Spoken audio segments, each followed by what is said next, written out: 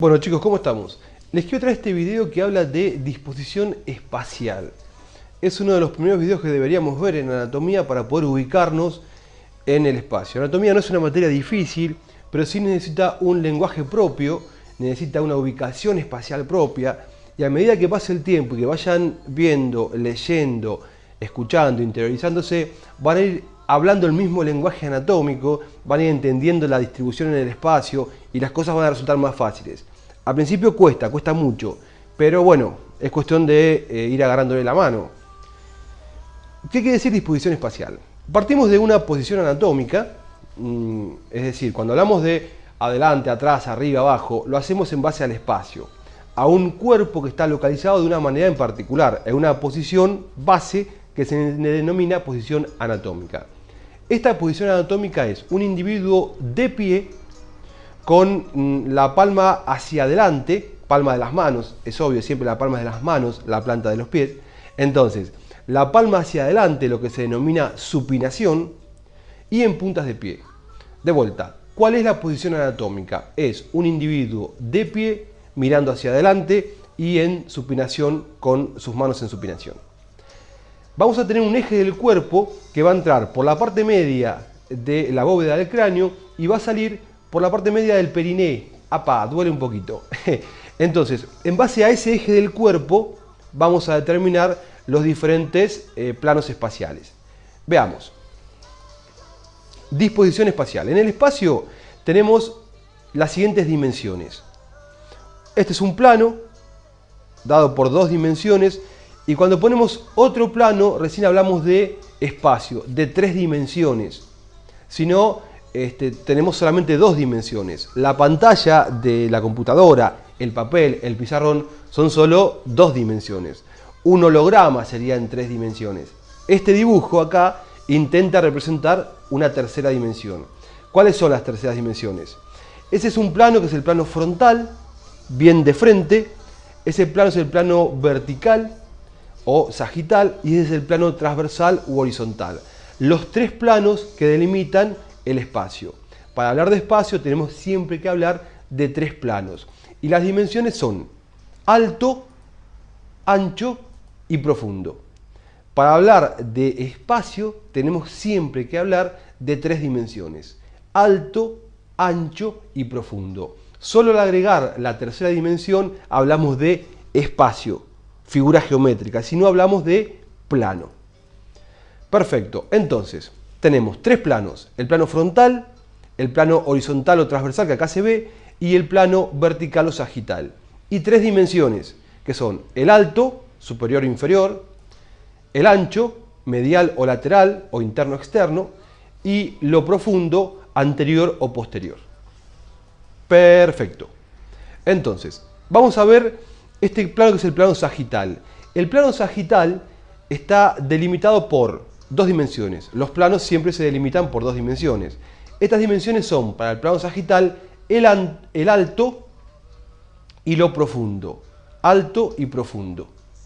El plano frontal se delimita por el alto y el ancho. Y el plano horizontal lo hace por el ancho y lo profundo. En este esquema vemos los tres planos. El plano sagital, cuando hablamos de un corte sagital nos referimos a esto. Cuando hablamos de un corte frontal nos referimos a esto. Y cuando hablamos de un corte transversal nos referimos a esto. Ese corte es sagital, ese es frontal y ese es horizontal.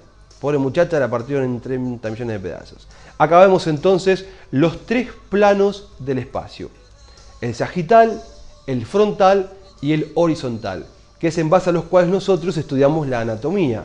Salvo que tengamos el preparado, la pieza cadavérica arriba de la mesa, si no, nos manejamos con estos tres planos. Vamos a ver el plano frontal. El plano frontal, como habíamos dicho, está delimitado por dos dimensiones, el alto y el ancho. Entonces, se va a ver de atrás o de adelante. Lo que esté más arriba va a ser superior o cefálico o proximal. Lo de proximal y distal, que es lo que se contrapone, inferior, caudal o distal, es decir, superior o inferior, cefálico o caudal y proximal o distal. Lo de proximal y distal se usa más que todo en miembros superiores e inferiores. Después, lo que esté para el lado del eje, de este eje, va a ser interno o medial en este plano, y lo que esté más hacia afuera va a ser externo o lateral. Por ejemplo, esto es un corte frontal de una pelvis. Acá vemos la vagina, a ver qué es esto. Sí, útero y vagina parecería ser, ¿no? O vejiga. Bueno, habría que verlo bien, ¿no? Es útero y vagina, me parece. Útero y vagina. Le falta más forma de cérvix a esto. Y para hacer uretra es muy ancho, no importa. Útero o vagina, no importa. Y ahí tenemos, sí, es el útero. Y ahí tenemos las crestas ilíacas. Entonces, el útero es interno respecto de las crestas ilíacas. Está más hacia la línea media. Y si acá le ponemos el eje, estaría ahí. El útero es interno y la cresta ilíaca es más externa. Si miramos, ahora sí, ponemos la vagina. El útero es cefálico o superior y la vagina es inferior. Siempre que hablamos de interno, externo, superior e inferior, es comparando dos elementos o dos puntos entre sí. Plano sagital. Está delimitado por las dos dimensiones que son el alto y lo profundo. O sea que algo va a ser anterior y algo va a ser posterior. Anterior o ventral y posterior o dorsal. Algo va a ser superior o cefálico o proximal, como habíamos dicho hoy, y algo va a ser inferior o distal o caudal. Por ejemplo, vemos un mediastino visto de lateral, es un corte sagital. Esto es anterior, esto es posterior, superior e inferior. Acá vemos que este plano y este plano, esto es anterior respecto de esta línea que es posterior. Plano horizontal. Está delimitado por las dimensiones que son ancho y profundo. Algo va a ser anterior o ventral y lo otro va a ser posterior o dorsal. Algo va a ser interno o medial o izquierdo si se comparan los dos lados del cuerpo, y algo va a ser derecho, externo o lateral. Por ejemplo, fíjense, esto es un cráneo, esto es anterior, esto es posterior, derecho e izquierdo. Acá les marco las fosas orbitarias que estarían ahí y ahí les marco la silla turca.